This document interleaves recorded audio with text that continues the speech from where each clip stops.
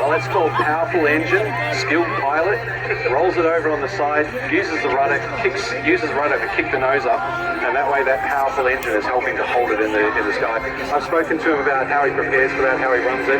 He's ready for the engine surges to put it flat on the ground. But here we go. The guys are coming back in and getting ready.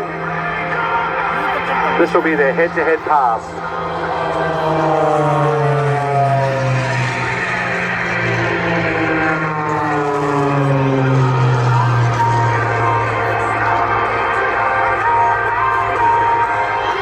Aircraft's doing about 250 knots, which is sort of kind of close to 500k, roughly 450. So they're going head to head very fast. There's not a lot of time. Blink and you miss it. But they're going to do it again for us.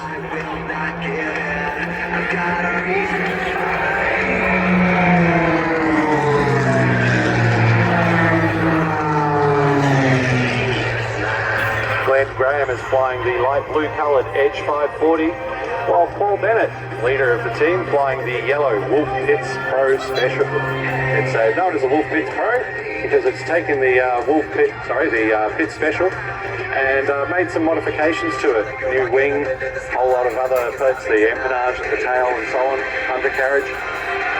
And thus it became known as the Wolf Pitts. There's only 2 of them in the world. This is the first one that ever flew. The second one was the Oracle Challenger, flown by a gentleman in the US. And that's just recently been retired and is in the Smithsonian. So this is the only one of its kind flying in Australia, in the world now. Coming in for a great pass. Let's see what they do.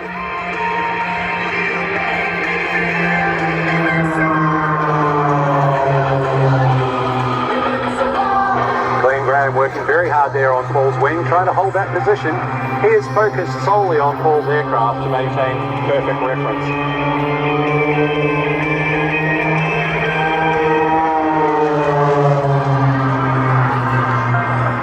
Having to work a little there. There's a couple of lumps in the air, a bit of thermal activity even at this early stage of the day.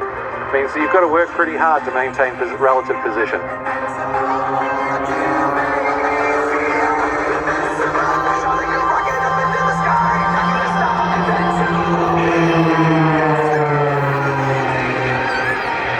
Fantastic line there from Paul's engine in the yellow aircraft. They're doing a beautiful barrel roll, so cool because it looks like you're going around the outside of a barrel.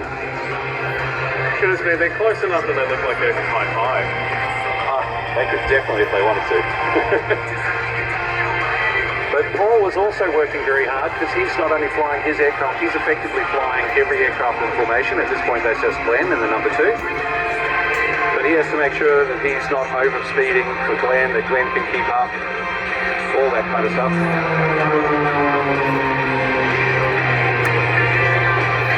Crack a shot there with the sun illuminating a bit of cloud and just showing through. The guys have completed a loop, and you know what? I think they're going to do another one or two.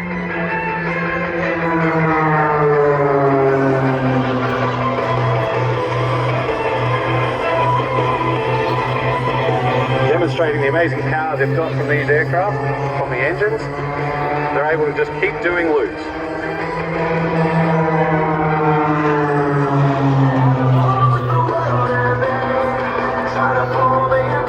400 horsepower engine in the yellow aircraft, 350 horsepower engine in the blue.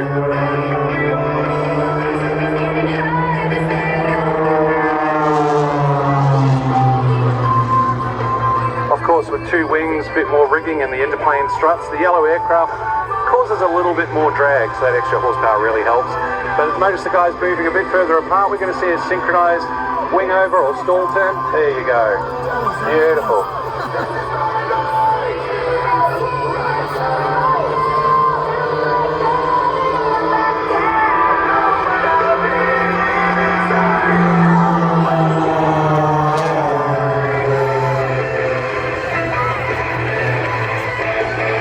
Inverted pass, but also referred to as the communication pass, if you know that movie.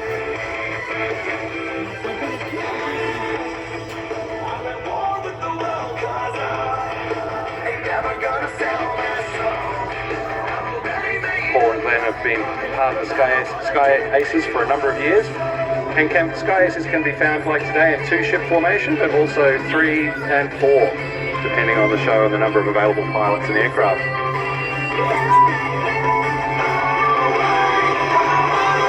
minutes, the guys are going to come in towards us, pull into a loop. It's going to look great, but when they come out of the loop, they're going to do the Sky Aces cross. Or split.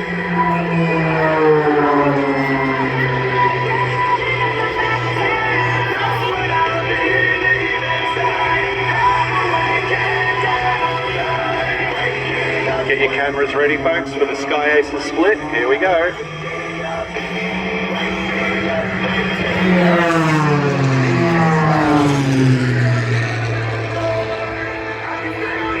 Not a lot of space on that one, and you would have seen Glenn go straight through Paul's smoke trail. Now the guys are pulling vertical. Going to do a couple of tumbles over the top.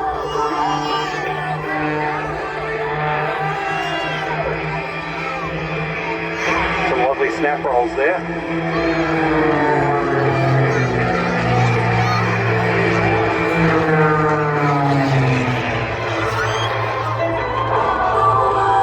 Now while Glenn does a few stunts there, Paul's gaining some height. He's going to get ready to give us a bit of a show here. So watch him come over the top. Now he's going to dive to build up energy.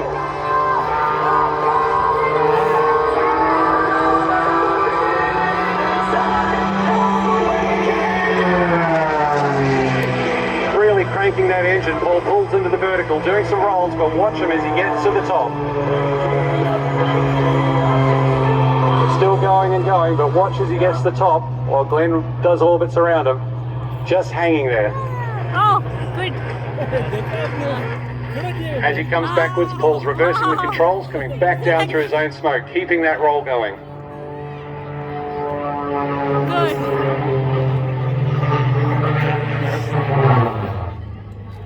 And that's it, out of the smoke and regaining control. Absolutely amazing, folks.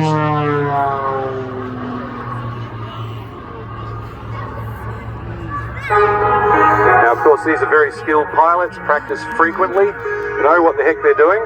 So, as the phrase goes, don't try this at home, folks. Now, a phrase you'll be hearing through the show today is we'll be referring to G's, 5G's, 10G's, minus 7G's.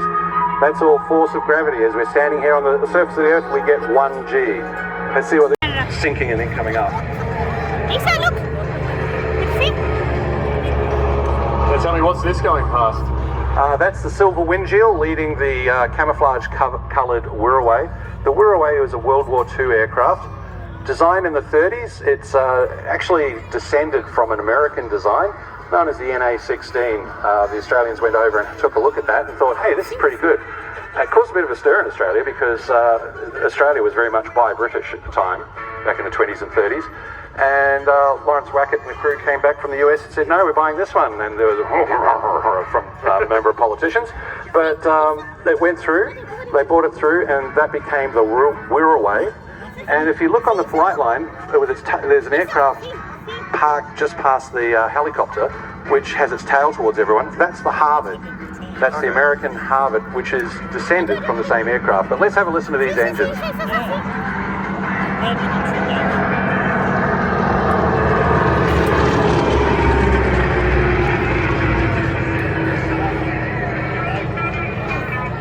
That is the beautiful sound of big round radial engines.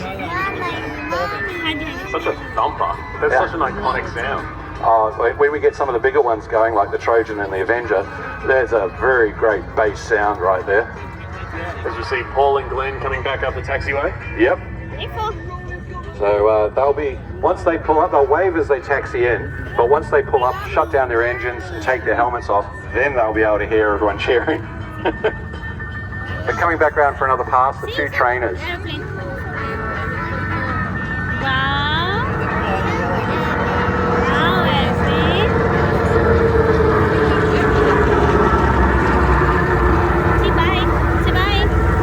So the Wirraway was the trainer for the Royal Australian Air Force in the 30s and 40s. The Windshield replaced it from the 50s through to the 70s, at which point it was replaced by the CT-4, the little orange aircraft. So here's the guys pulling up, a couple of quick waves there, but they're going to turn off and synchronize. Manner, they'll both turn off their engines. There we go. They're going to safe the systems, pop their canopies. Once the helmets are off, big round of applause. They'll hear you now. Well done, guys. That was fantastic. Paul Bennett, Glenn Graham, the Sky Aces. Brilliant formation aerobatics display today. Meanwhile, coming in from the right, once again the Windshield leading the Wirraway. Both aircraft designed and built here in Australia. This one you did it. Yes. Paul Bennett. Wow. Oh, you did the craft like that. If you get the chance, have a look at the Harvard. It's the silver aircraft with the red nose and the red tail fin. Have a look at that. It's all metal. And then you look at it against the Wirraway, the green and brown aircraft, which has a wooden fuselage and fabric covering. Now,